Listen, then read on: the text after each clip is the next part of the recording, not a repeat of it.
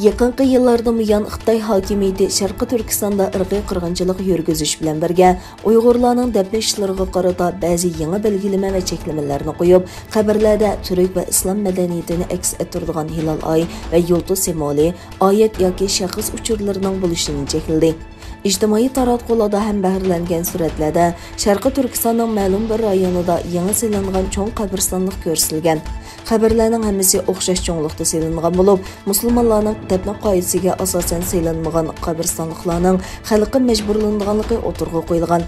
Turkiston pressining xabariga qaraganda, ilgirki dokladlar va guvohchilarning bayonlari Uyg'ur qabristonligidagi islom simvollari, gumbaz va hilol oylarning Xitoy hokimiyati tomonidan elib tashlanganligi, meyit namoziga ruxsat qilinmaganligini, qabr tashlariga yozilgan oyat va kishi uchurlarining qonunsiz deb qaralib elib etilganligini isbotlagan.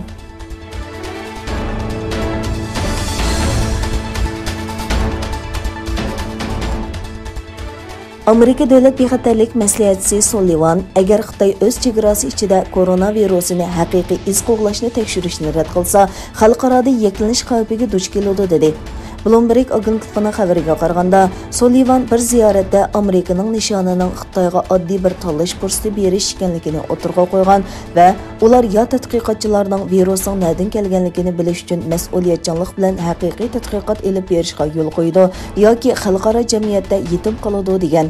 U yana Amerika bu virusning dunyoga qanday kirganligini va uningga kimning mas'ul ekanligini bilmaguncha o'z ittifoqdoshlari va sheriklari bilan davomli Xitoyga besim shiltadiganligini aytgan.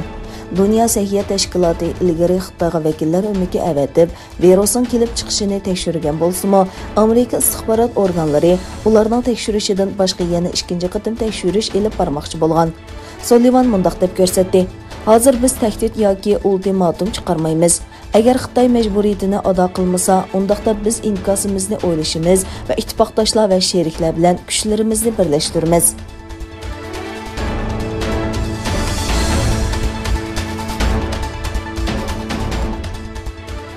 İlgilenişçe, Xitoyning o'tir qismidagi Xunan o'lkasidagi bir bino o'rilib tushib, 5 odam qazo qilgan.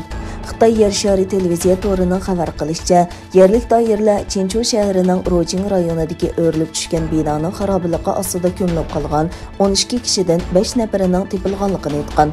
Aloqador xodimlar xarobalikdan topilgan yaralangan 2 kishining doktorxonada davolanayotganligini bildirgan. Doiralar o'zlari solgan binoda o'ltiradigan 27 kishidan 15ning voqea yuz bergan vaqtda binoda emasligi aniqlangan.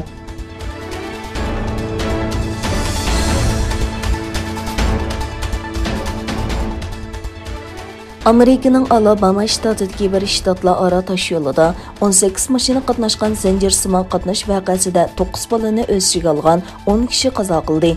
Baltar rayonining mas'ullaridan Vin Garlog bolalar beqish organiga tava minibusda o'ltirgan 4 yoshdan 17 yoshgacha bo'lgan 8 bolaning shaharning janubiga taxminan 55 kilometr keladigan tosh yo'lda yuz bergan hodisada qazo qilganligini e'lon qildi. Garlog voqeaga yetishliq boshqa mashinadagi 9 oylik bo'lgan buvoq va 29 yoshlik dadining qazo qilganligini bayon qilib, yaralanganlarning yaqin atrofdagi doktorxonalarga elib berilganligini aytdi. Bu hodisaning davlatning sharqiy janubidagi shtatlarda ta'sir ko'rsatayotgan issiq balvoq bo'rini Glavudeti sababidan yuqori sur'atli tosh yo'lda yig'ilib qolgan suvning telg'oq bo'lishi natijasida yuz berganligi o'tirg'a qo'yilgan.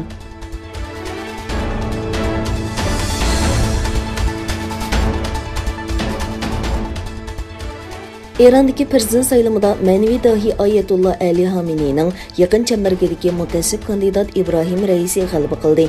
Rasmiy natija qaraganda konservativ kandidat Ibrohim Raisi Eronda o'tkazilgan prezident saylamida taxminan 62% bilet bilan g'alaba qilgan. Eron ichki ishlar ministrining bayonotiga qaraganda, tizimga oldirgan saylovchilar 59 million bo'lgan saylamga qatnashish nisbati 48,8 bo'lgan. 2021 yildagi prezident saylami shuning bilan Eron Islom Jumhuriyati tarixidagi bilet tashlash nisbati eng tuvan bo'lgan prezident saylami bo'lgan. Eronning yangi prezidenti 3 avgust vazifaga o'tirdi.